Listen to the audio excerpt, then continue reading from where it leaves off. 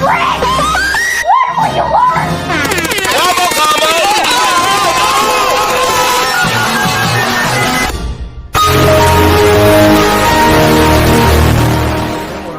wabarakatuh. Perkenalkan, kami dari kelompok 3 ingin mempresentasikan tentang apa itu siklus hidrologi. Penjelasan tentang siklus hidrologi akan dibawakan oleh rekan saya, yaitu Khairul Asari Toma. Baik, di sini saya akan membacakan apa itu siklus hidrologi. Siklus hidrologi adalah pergerakan air di bumi yang melibatkan penguapan evaporasi, kondensasi, presipitasi, dan aliran air. Siklus ini merupakan bagian penting dalam menjaga keseimbangan air di bumi. Proses-proses dalam siklus hidrologi adalah penguapan atau evaporasi air dari laut, sungai, danau-danau, serta permukaan tanah menguap menjadi uap air karena panas matahari.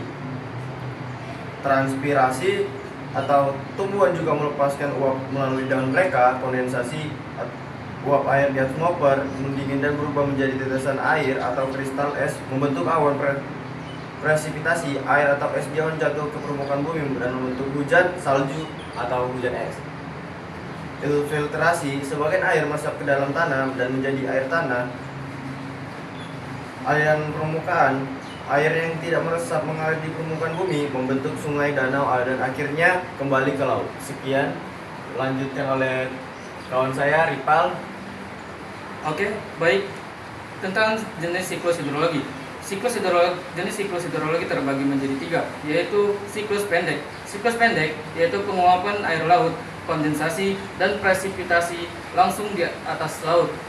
Siklus sedang, penguapan air laut, kondensasi, presipitasi di daratan, dan air mengalir kembali ke laut. Yang ketiga, siklus panjang, penguapan air laut, kondensasi, presipitasi sebagai salju di pegunungan, glacier mencair, dan air mengalir ke laut. Sekian dari saya, akan dibawakan oleh rekan saya yang... Jadi terdapat 3 siklus hidrologi. Pertama, siklus hidrologi pendek, dan kedua, siklus hidrologi sedang, kemudian yang ketiga, siklus hidrologi panjang.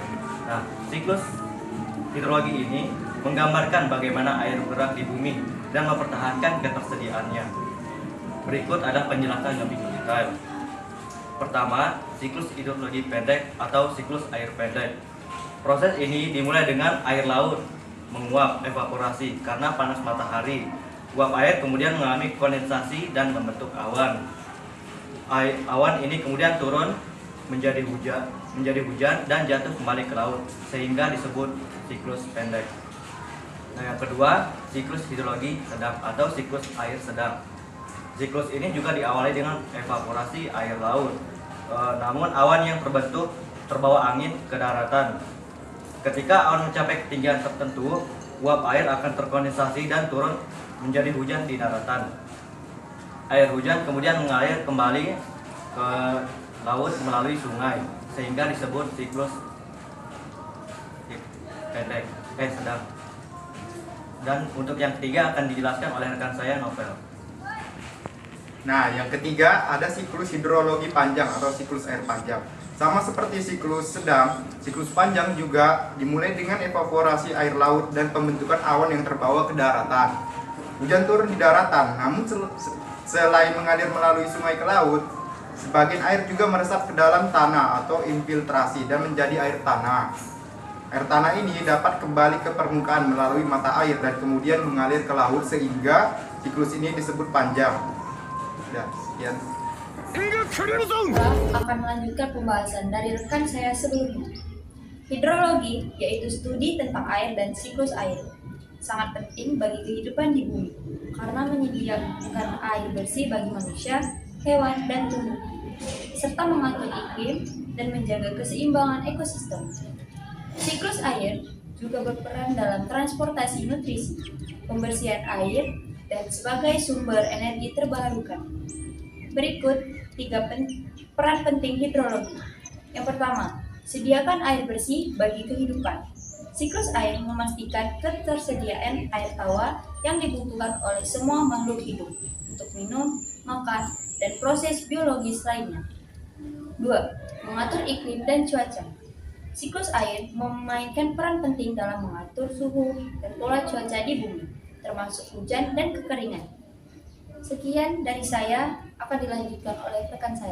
Keseimbangan ekosistem. Siklus air membantu menjaga keseimbangan ekosistem dengan menyediakan air untuk tumbuhan, melarutkan nutrisi, dan menjaga kualitas air. Air bersih adalah kebutuhan dasar manusia untuk minum, memasak, mencuci, dan melakukan aktivitas lainnya. Air juga digunakan dalam berbagai industri, pertanian, dan pembangkit listrik. Francisca, saya akan melanjutkan pembahasan dari rekan saya. Hewan membutuhkan air untuk minum, menjaga suhu tubuh, dan berbagai fungsi fisiologis lainnya. Air merupakan habitat berbagai spesies hewan seperti ikan, amfibi. Tumbuhan membutuhkan air untuk fotosintesis, transportasi nutrisi, dan pertumbuhan.